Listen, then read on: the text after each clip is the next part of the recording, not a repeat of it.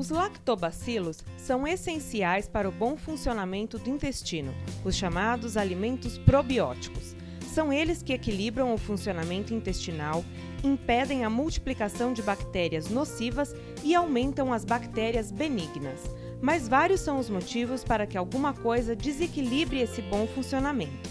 Estresse, poluição e uma alimentação inadequada são alguns deles. E eles podem causar as chamadas doenças do intestino. A síndrome do intestino irritável, ela caminha pelos dois casos, tanto do intestino preso quanto do intestino solto, em situações adversas.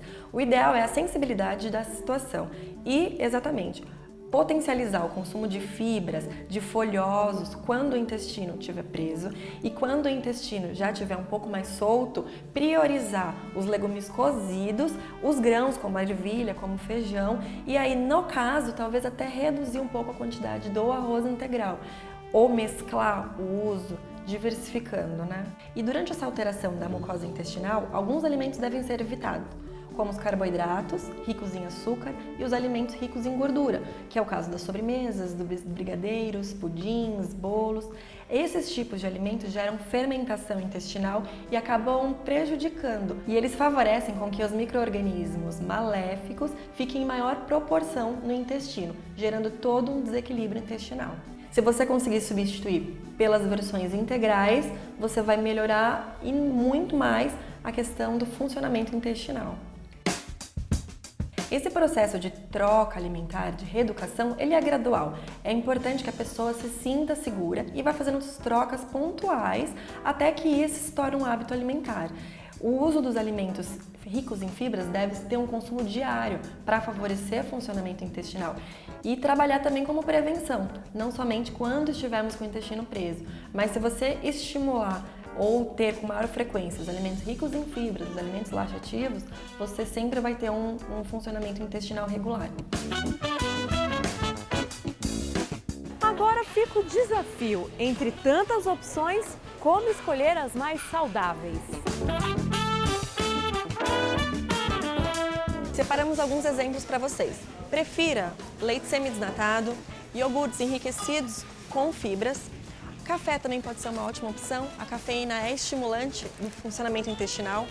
E aqui nos nossos alimentos energéticos, nós temos opções de pães, nós temos macarrão, nós temos cereais integrais, adicionais de fibras e biscoitos alternativos também. Não deixe de consumir, mas busque alternativas mais saudáveis e ricas em fibras.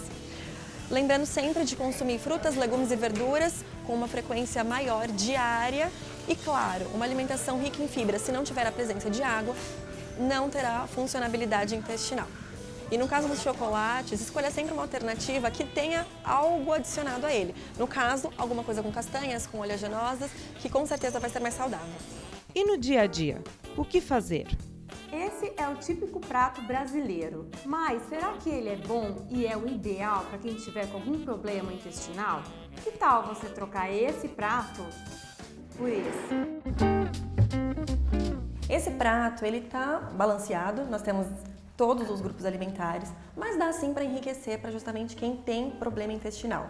Nesse caso, nós substituímos pelo arroz integral, que já tem uma maior quantidade de fibras no alimento. Substituímos a carne bovina, que tem uma digestibilidade mais difícil por a proteína do ovo, que também tem proteínas ótimas. Substituímos os grãos do feijão por ervilhas, que também pode ser substituído por grão de bico, por lentilha.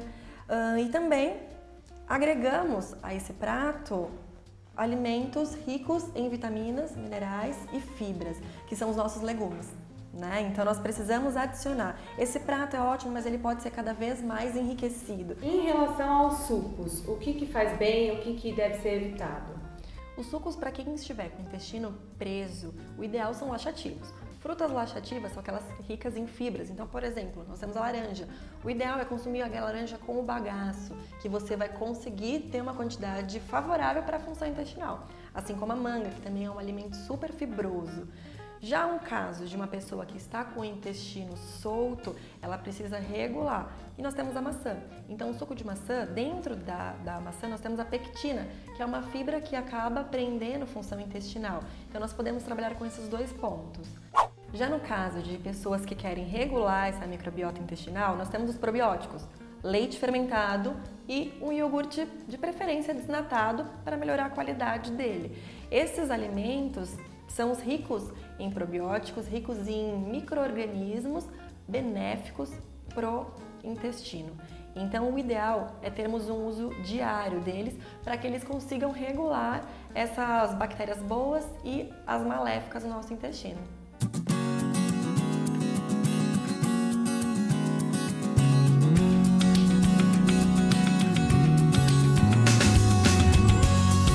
Agora, uma dica legal para você fazer em casa mesmo. Separe 5 morangos, meio mamão, 2 laranjas, 4 folhas de hortelã e 1 folha de couve. Bata tudo no liquidificador e está prontinho um suco maravilhoso para manter sua flora intestinal equilibrada.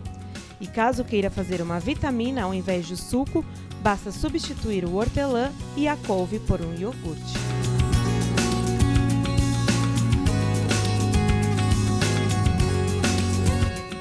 Muito bom, viu?